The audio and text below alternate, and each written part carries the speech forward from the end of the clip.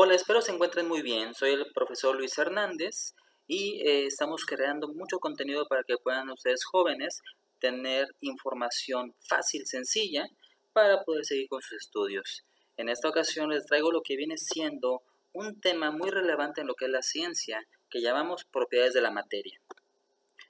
En estas propiedades tenemos que definir primero qué es la materia. La materia puede definirse de una forma muy simple, muy sencilla. Todo aquello que tiene masa, o sea, que tiene algo, y que ocupa un lugar en el espacio. O sea, masa, estamos hablando de que es algo que no necesariamente dicho así, pero es algo tangible, algo que puedo tocar, algo que puedo ver, algo que puedo sentir, tiene algo, de algo está hecho. La materia es eso, tiene masa y ocupa un lugar en el espacio. Para ello, consideramos que la masa y ese lugar en el espacio se ocupa por la materia, y la materia es todo lo que ustedes quieran, cualquier objeto. Podemos tener ese búho que posiblemente sea de arcilla, posiblemente sea a lo mejor de madera, tiene materia. Tenemos lo que es una gelatina semitransparente, incluso una textura muy suave, es materia. Lo que es esa pecera, tanto el agua como el cristal donde está puesta, tiene materia. Una materia está en todas partes, por así decirlo. Todo lo que tiene masa, todo lo que ocupa un lugar en el espacio. Esa es la materia. Pero hay muchos tipos de materia. Entonces, ¿cómo podemos saber cómo es esa materia? ¿Cómo actúa la materia? ¿Cómo interactúa, se transforma con otras? Y hablamos de propiedades. Esas propiedades, como tal, podemos decir que son esas que nos permiten describir a una materia, clasificarla y distinguirlas de otra. Pero claro, no son propiedades exclusivas. Algunas de ellas comparten algunas propiedades, o muchas. Y entonces, vamos a pensar de una forma general. Tenemos propiedades que pueden ser físicas. Esas propiedades son aquellas que van a decir en su momento que la materia sigue siendo materia, incluso cuando haya habido algún cambio en ella. Tenemos entonces que las propiedades físicas van a estar diciendo que la materia siempre va a ser la misma materia, no va a cambiar su estructura interna, su estructura molecular, no va a cambiar, a pesar de que pueda existir un cambio físico. En el caso de lo que es las propiedades químicas, o lo que podemos decir mejor en su momento cambios químicos, son aquellos donde la materia sí va a tener un cambio estructural, sus moléculas van a ser diferentes. ¿Qué podemos pensar? En las físicas tenemos algo simple y sencillo: agua. Esa agua puede tener diferentes estados de agregación, y por ejemplo puedo tener un estado de agregación o un estado de la materia líquido, y es agua. Tengo también lo que puede ser ya congelada, estado sólido, pero sigue siendo agua. Igual cuando se evapora, es agua, es vapor de agua, es agua a final de cuentas. Entonces, un cambio físico no representa cambios en la estructura interna de la materia. Caso contrario, los químicos, repito, sí cambian. Ejemplo, puedo tener lo que es un pedazo de papel, le prendo un cerillazo, le prendo fuego, se va a convertir en cenizas. Ahí hay un cambio que no tan fácilmente puedo hacer reversible. En pocas palabras, propiedades físicas no cambia la materia. Propiedades químicas sí existe un cambio. Después, consideremos que las propiedades físicas de la materia pueden ser de dos tipos: cualitativas o cuantitativas. Depende del libro que ustedes lean, depende del autor o incluso el grado de estudio que estén cursando, puede esto cambiar ligeramente, pero esencialmente es lo mismo. Tenemos propiedades cualitativas de cualidades. Una cualidad, si fueran personas, son aquellas cosas internas, por decirlo de una forma, que hace que la persona sea una persona diferente a otras. Puede ser el humor, puede ser a lo mejor el estado emocional, puede ser la creatividad, no sé, son cosas internas de una sola persona en este ejemplo, porque son cualidades que la diferencian de otras más. Entonces, cualitativas de cualidades, para que se lo puedan aprender. Cuantitativas, hablamos de cuánto hay, cantidad. Puedo medir con una escala numérica, puedo medir una magnitud. Cuantitativas, cuánto hay de qué, de alguna situación, de alguna cosa, de esa qué, de esa materia. Y en su momento habrá algún instrumento específico ya validado, un instrumento para poder tomar esa medición, esa magnitud, poder saber cuánto es. Entonces, cualitativas, cualidades. Cuantitativas, cuánto hay, cantidad. Y de las cualitativas, tenemos que considerar que no dependen de la cantidad de materia que exista. Y no hay una escala numérica definida. Aquí vamos a hacer ejemplos sencillos. Yo tengo, por decirlo así, tengo lo que viene siendo una hoja de color verde. Imaginemos, una hoja de papel color verde. Si yo le quito un pedacito, le corto un pedazo, sigue siendo el mismo verde, no cambió el color, sigue con la misma intensidad de verde, no cambia. Puedo tener, un ejemplo, suena soso, pero puedo tener mejor un cesto con limones. Los limones pensemos que tienen el mismo tono de verde, fueron cortados del mismo árbol, mismo momento. Y entonces tienen el mismo tono de verde. Tengo mejor 20 limones. Si yo le quito 5 limones, siguen estando con la misma intensidad y el tono de verde que originalmente era. Entonces, no depende de la cantidad de materia.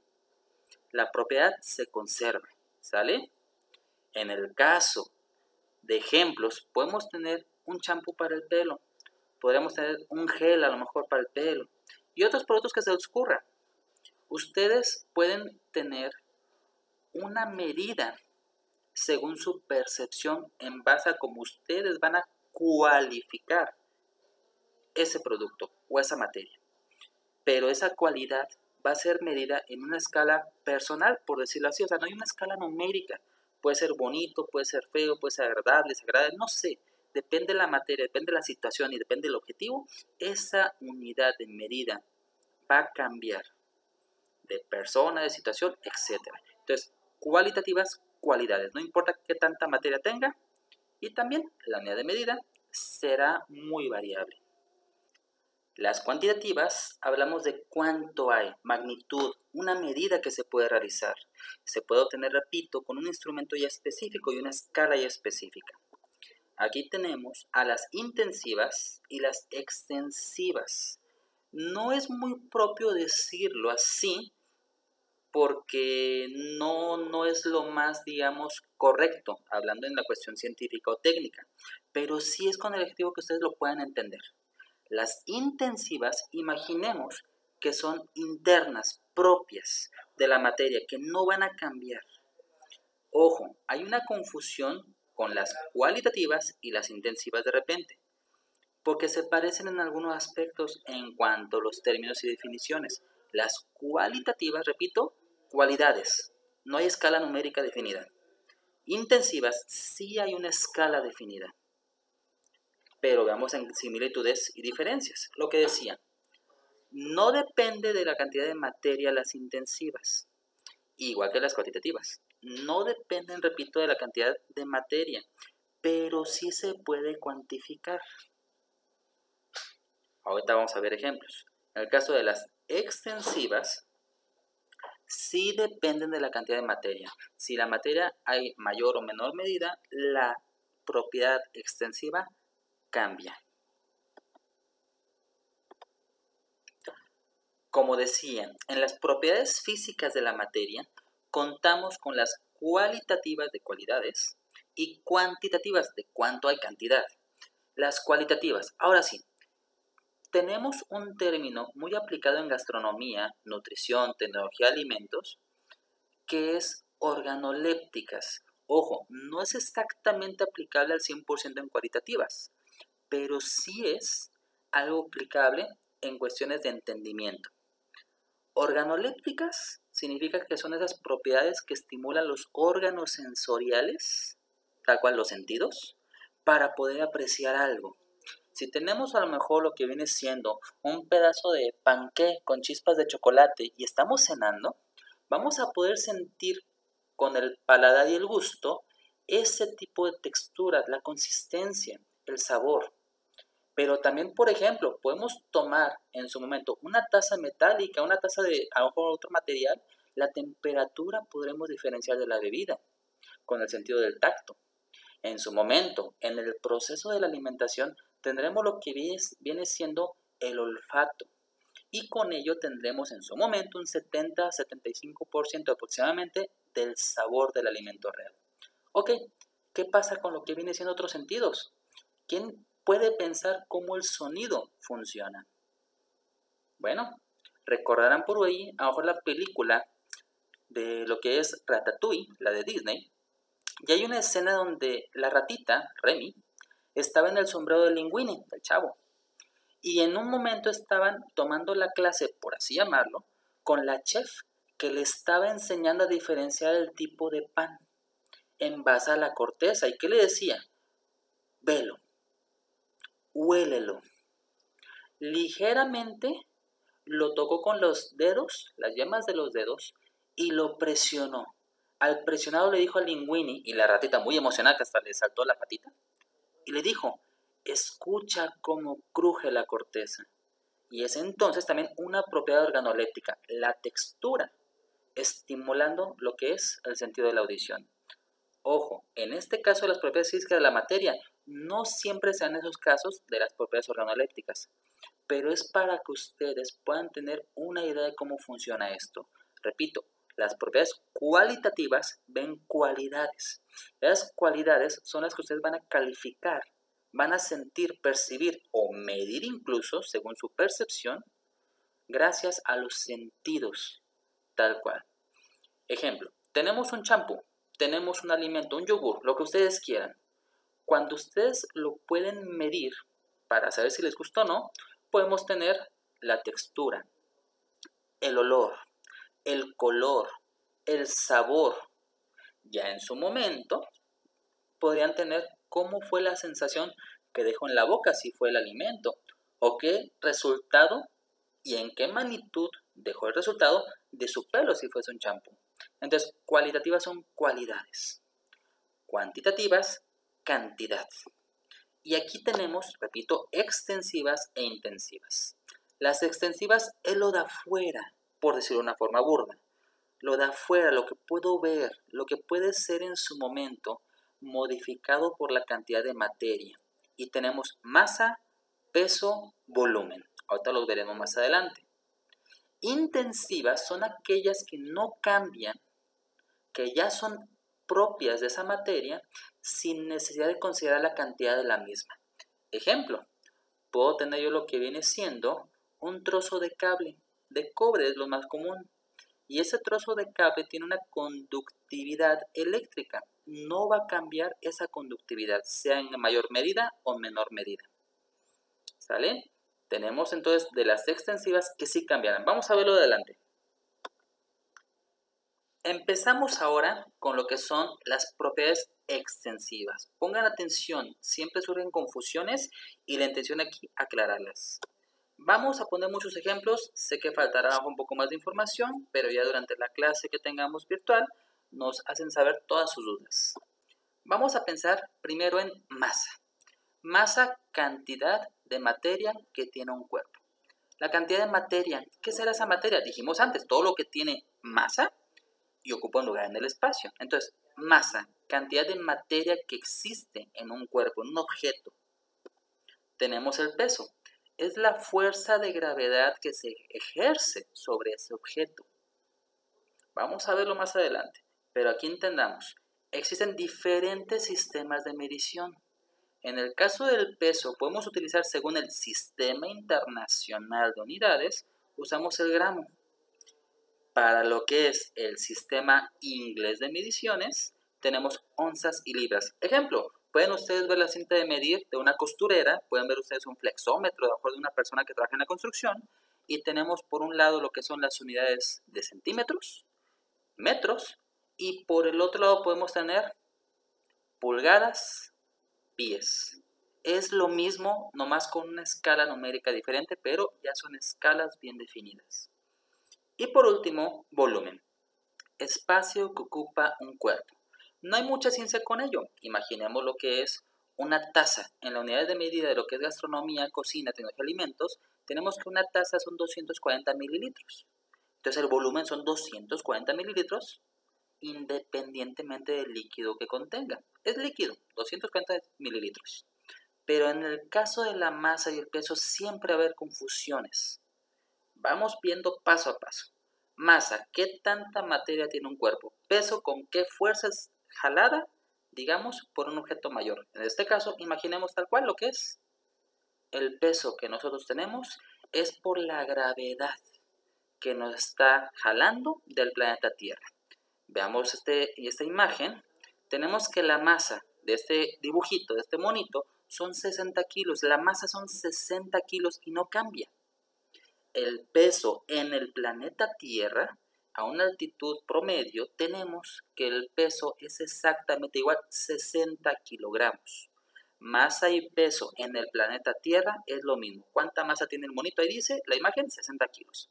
En su momento puede haber unas pequeñas variaciones por la altitud, pero el peso también son 60 kilos.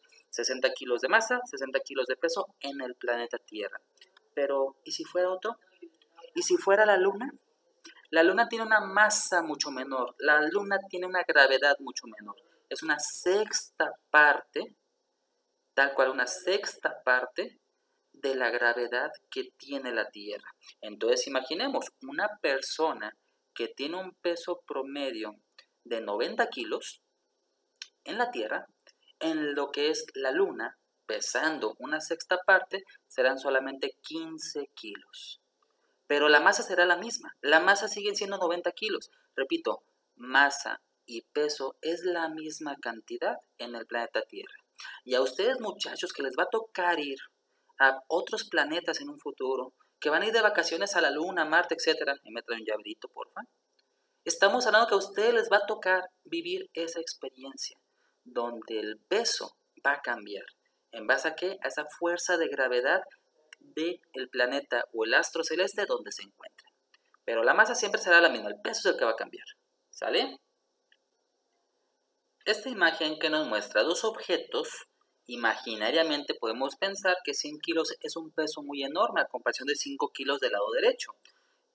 Esto quiero que lo utilicen para imaginar qué volumen ocuparán. ¿Cómo yo podría calcular el volumen de esas esferas? Una dice 100 kilos, otra 5 kilos. Pero, ¿y si fuera esa de 100 kilos? A lo mejor una esfera de unicel. Si fuera una esfera de oro, ¿cómo sería el volumen? Entonces, ya les comenté, podemos medir volumen de líquidos sin ningún problema con una taza medidora, pero eso es en casa. ¿Cómo podríamos medirla de una forma más específica? Para ello, como comenté, existen diferentes instrumentos. Tenemos esos instrumentos que ya cuentan con una graduación, una unidad de medida establecida y visible. Por ejemplo, del lado izquierdo tenemos el Becker, donde podemos medir líquidos sin problema alguno, el más o de los más utilizados en laboratorio. Así como también el Erlenmeyer, que tenemos abajo a la derecha, y también tiene una graduación. Graduación en esos instrumentos son simplemente las rayitas para indicar qué cantidad ya tenemos visiblemente. Hay unos más precisos que otros, pero entendemos. Líquidos podemos medirlos aquí. ¿En cuanto a qué? El volumen. El volumen se mide en lo que son mililitros. Ahora yo pregunto, ¿cómo podríamos medir el volumen de un objeto que no fuese líquido? ¿Cómo podrías tú medir una canica? O las esferas, como vimos en el ejemplo anterior. Esas canicas las puedes medir, bueno, abajo con el radio o el diámetro, sacas ciertas fórmulas y ya, ok, pero ¿y si fuese otro tipo de objeto? Si fuese una figurita de acción, de esas que tienen a lo mejor entre los dedos huecos, entre lo que es a lo mejor el cuello espacios, ¿eso cómo medirías? A lo mejor podrías pensar el volumen de lo que viene siendo una plastilina sería fácil calcular. ¿Por qué? Porque la puedes moldear, la puedes aplastar y puedes ponerla, introducirla afuera en un beaker y puedes medirla tal cual en cuanto a volumen, viendo qué tanto espacio ocupa. Pero si no pudieras hacerlo, si fuera un trozo de ladrillo, si fuese a lo mejor en su momento una cantidad necesaria a conocer de un plástico para una impresora de tercera dimensión, ¿cómo tú podrías calcular cuánto requieres de material si lo que requieres es saber el volumen de lo que vas a imprimir en tercera dimensión? Ejemplo, yo puedo hacer lo que es con plastilina una figurita de un carro. Esa figurita yo la hago a pequeña escala en plastilina, moldeándola, y después con un escáner de tercera dimensión, que ya no son tan difíciles de adquirir hoy en día, la hago en tercera dimensión en la computadora para después imprimirla en la impresora de tercera dimensión. En ese inter me pregunta el volumen para sacar el cálculo de cuánto plástico requiero en esa impresora de tercera dimensión. La pregunta, repito, es ¿cómo calcularía si es un objeto que no puedo licuar para sacarlo como líquido? ¿Cómo lo haría? Tengo este cubo, no sé el material, pero tengo un cubo del cual quiero yo medir tal cual su volumen. Si fuese un cubo, fuese un rectángulo, en su momento, un prisma, yo puedo tomar lo que son ciertas medidas, largo, ancho, si es en tercera dimensión, puedo usar profundidad. Y en esas unidades de medida es donde yo puedo calcular. Pensemos una caja de zapatos. Puedo tener yo lo que es largo, ancho, profundidad, y de esa manera poder simplemente con una multiplicación conocer cuántos centímetros cúbicos ocupa de volumen, ocupa de espacio. Pero, ¿y si fuese algo diferente, algo que no tiene líneas rectas, por llamarle de una manera simple? ¿Cómo sería? Este pequeño objeto, imaginemos que fuese una figurita de acción. Imaginemos que fuese a lo mejor un sacapuntas, algo que no puedo licuar para hacer líquido. ¿Cómo podría calcular lo que sería el volumen?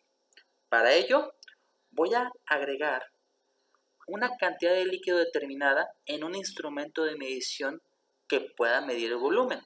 Aquí yo tengo lo que son 200 mililitros de agua en lo que es ese instrumento de medición. Lo que realizo es incorporar o agregar ese objeto a lo que sería mi instrumento de medición que previamente tiene agua y estoy notando que aumenta. ¿Y en cuánto aumentó? En 50 ¿qué? Mililitros. Pero ojo, es un objeto sólido, no hablo de mililitros. Para poder realizar este tipo de operaciones sencillas, uso una conversión. La conversión es simple y sencilla, 1 mililitro es igual a 1 centímetro cúbico. Y así como yo tenía lo que era una caja de zapatos que podía medir largo, ancho y profundidad en centímetros, tengo yo este objeto que desconozco el material, pero ocupa un volumen tal cual, tiene un volumen. Yo ya sé que en centímetros cúbicos tiene una medida de 50. Y 50 centímetros cúbicos, repito, es su volumen. Otro ejemplo sería este objeto, que lo quiero introducir en un instrumento de medida que previamente tiene 16 mililitros de agua para saber su volumen. Al introducirlo, noto que de 16 sube a 22, lo que son 6 mililitros. Repito, no es un líquido, pero si uso la medida en centímetros cúbicos, con la conversión sencilla de 1 mililitro es igual a 1 centímetro cúbico, puedo definir que mi objeto tiene un volumen de 6 centímetros cúbicos. Que no se les olvide, 1 mililitro es igual a 1 centímetro cúbico. Si tú tomas la medida de tu cubo rugby, que pensemos que es 5 por 5 por 5, por decir un ejemplo en centímetros, estamos hablando que ahí tienes una medida en centímetros cúbicos, porque tienes medidas planas. Pero en este caso, después de introducir este objeto en ese instrumento de medida con líquido previamente medido, la diferencia será tus centímetros cúbicos de volumen de ese objeto.